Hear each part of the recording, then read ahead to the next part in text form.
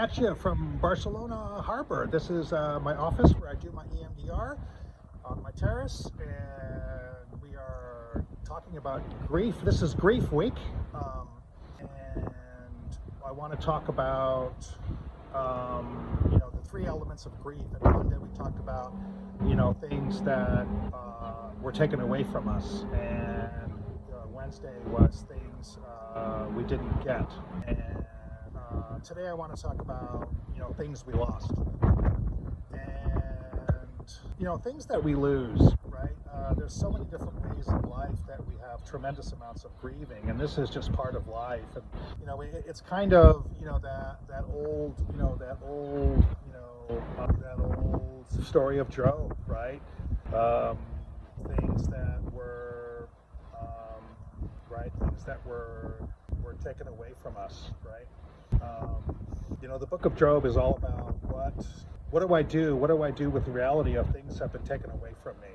And the book of Job was written over 200 years, and I think there was at least 7 different tries to really understand the beginning, the middle, and the end of Job. And it was written by different groups of people, and they struggled with it. And you can tell by the choppiness of the way in which the book appears in the Old Testament that it's just written, it's all over the place, right? Because some people, part of the vein of it is,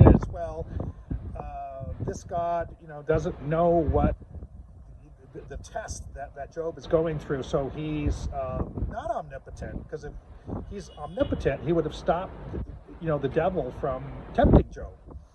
And if he was omnipresent, he would have been able to prevent all of this. So he's not omnipresent, he's not omnipotent. He seems to be incompetent to prevent these things from happening, or he's impotent because he can't prevent it. And so we're all over the place on this all the time with human life. And like I said, I think that when we look at when people come up for air, when their boat has crashed and they're drowning in the water, and somehow they find safety, they find a lifeboat, or they find the shore. The question often is, okay, now I am here on the shore, now what do I do, right? And a lot of the times, these are the kind of people I've been seeing for 21 years are people who are kind of washed up on the shore because they're sick and tired of being sick and tired with alcohol and drugs. And in the case of EMDR, I think we're getting an evolution in what happens to people when they wash up on the shore. And I think the evolution that we are seeing because of EMDR, but I think it was coming anyways, is, wait a second here, I've been drowning in false beliefs for decades, and I didn't even know it. And so how can I change the way that I think about the world, and the way that I think about myself, or what I believe about myself? And I think for the longest time, we agreed as civilization that the way you do this is through kind of a spiritual bypass. You change the way what you believe about yourself because you now believe you are saved, or you believe you've been redeemed, or you went to confession and now you're pure. And I think that's fine. I grew up Catholic. I grew up in a very, very pious home, and so I was infiltrated with all that Catholic stuff. And so I think that's fine, but I also think that in the realm of mental health, I think we need to be careful with that, because it's often referred to as a spiritual bypass. So something was taken away from me, something bad happened to me, I did something bad, I did a terrible thing, I made a terrible mistake, and something was taken away from me, my career, my money. Because all of Job's cattle were taken away, all of his money were taken away, all of his children died, right? So he lost his land, his money, his cattle, and his children. And then he was told, okay, now what do you believe, smarty pants? right? And the book of Job makes a very clear point. He was very devout. He was very pious. He worshipped really well. He worshipped better than anybody else. So for somebody who worships so well and goes to the temple and gives sacrifices to Yahweh, how can this happen, right? And there's two answers in Job. The first answer is, you don't even understand a goddamn thing I'm doing because you are a little tiny speck in the whole realm of time. So you will understand in time why this is happening to you. Well, I don't think that's very helpful. I'm not sold on that one. The other answer is, how dare you? Right? The other answer is, how dare you? I made the waves. Where were you when I made the stars? Where were you when I made the planets? Where were you when I made the seas and the mountains? And that's also, to me, not very satisfying, because we live in the realm of the human, right? And having humility in front of the waves doesn't bring back things that were taken away from me. And so, again, I bow down before me and have humility, and you will understand. And that's kind of this spiritual bypass. And I think it's great. I think it works. William James had a fascinating impression of this in his book, The Varieties of Religious Experience, when he talks about this sense of conversion. And he makes the same conclusion, by the way. He says that after the Civil War, there was an immense amount of suffering, and people were very damaged. There was tremendous death. I mean, the Civil War in America had one of the highest death rates of any country in the world up to that time. I mean, like 3% of the population died. It was a very high percent. And he said that there was a lot of revivals. There was a lot of these spiritualist revivals, these tent revivals, all through into the early 20th century. And he said the only problem with that is only about 4% had any sort of permanent conversion. All the rest of the people seemed to go in on Friday and come out on Sunday, and on Monday morning they were just the same person. And so the spiritual bypasses are indeed very rare, and they don't last. And so that's why this civilizational approach to evangelical solutions to our problems is unsatisfactory. And on top of that, so much of the spiritual bypass, especially in America, is this sense of prosperity theology, that if I just go back to church and believe with the community, good things will happen to me. Well, that was the book of Job. That's what happened to Job. Good things were happening to Job because he was worshiping correctly. Then he lost everything, and people said, well, what good was it to you to be doing all of this worshiping when you lost everything? So you're a fool. Job, you're an idiot, right? How can you still worship this God when everything has been taken away? And so these are really tough questions. But I think in the realm of like the 12-step movement is forget about it, right?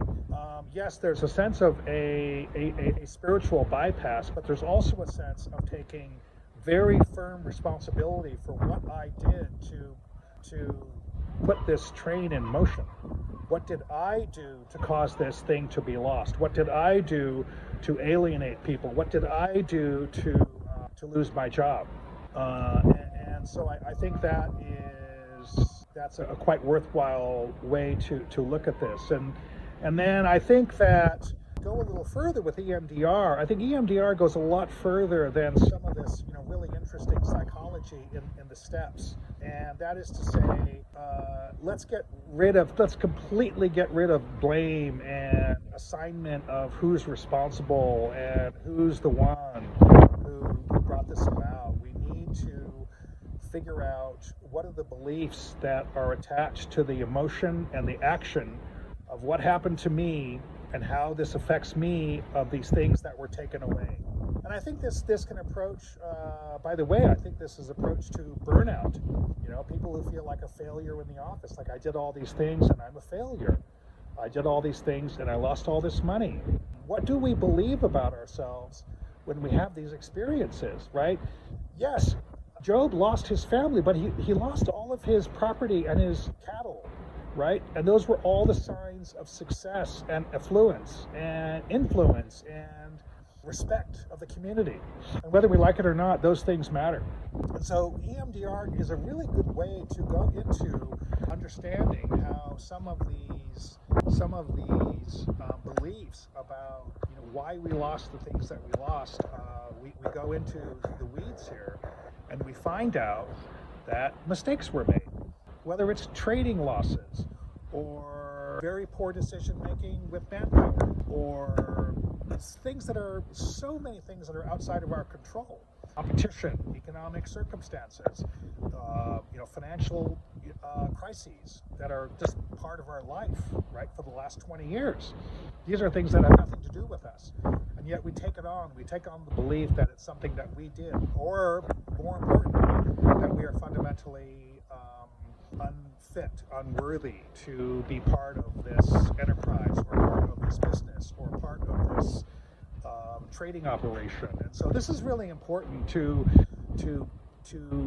be aware, to be very clearly aware of what beliefs are guiding the loss of home, of loved ones, of property, of profession. Really, really important. Because I've noticed, and I can see it with my eyes all the time, that what happens is beliefs creep in that are utterly untrue. And when we look at this happened to me, this is the way I felt at the time this was happening. Oh, and by the way, what are the beliefs that crept in and stayed there and became stagnant, right? These beliefs go into a stagnant pond of trapped traumatic memory, right? That trapped traumatic memory is a swamp, and the beliefs get trapped. And we need to drain it and clean up and look at the beliefs and say, okay, what's really true? What really happened? Are these beliefs appropriate? Are they worthwhile? Do they match? And by the way, do they serve any purpose anymore? And like I said, 99 times out of 100, when we have lost things, when these things have been taken away, we almost always come to the conclusion, wow, not only did I not know that that was a belief that was stuck in my mind, that has hampered me, that has crippled me, that has prevented me from trying again, but I'm capable of creating a new set of memories, a new set of understandings of my memory, I should say. The memories don't change, our understanding of them changes, and therefore the beliefs about them can change. And that is really the peanut butter and jelly of EMDR. That's how it works, and that's how it works in circumstances where money, property, and prestige are taken away from us. It doesn't get it back. That's not the point. And we don't have to gnash our teeth or run to the altar and bow down and humiliate ourselves. The point is, we don't need to be pulled around by false beliefs and a false understanding of what happened, and we don't have to fault ourselves because it very often was not our fault. There might have been some poor judgment, there might have been some occasional bad decisions, there might have been pride, hubris involved, but guess what? We're flawed. We're flawed. My favorite line I ever heard that helped me so much was Dustin Hoffman, who was one of the greatest actors of our lifetimes, and he was saying that whenever he goes on stage or whenever he's beginning to act, he says, I remember 5 things about me, and these 5 things are: I'm flawed, I'm flawed, I'm flawed, I'm flawed, I'm flawed. We are flawed. It's okay. We make mistakes. We don't have to permanently and continuously berate ourselves or belittle ourselves, make ourselves small, make ourselves feel unworthy in a belief system that no longer works for us. This is critically important, and that's what we want to get to in the EMDR sessions for people who are grieving because something has been taken away. So again, this is very much a YouTube today in the professional realm. I think it's completely and genuinely appropriate because, you know, so many men get cleaned up in drugs and alcohol because their careers are at stake. And I think a lot of women get cleaned up from drugs and alcohol because they're afraid of losing their family unit. And so these are things that are important. These matter. These count, right? Motherhood is a vital part of a woman. You know, creating a career and being a provider is a vital part of the male sense of himself. And so these EMDR sessions can go a long way to restoring that sense of belief that this is possible. So that's really the key here. And so enjoy, like again, the audio book and the PowerPoint book is available on EMDR. Just click below and I'll send you off a copy. Otherwise, signing off again from Barcelona. Have a lovely week. Barcelona!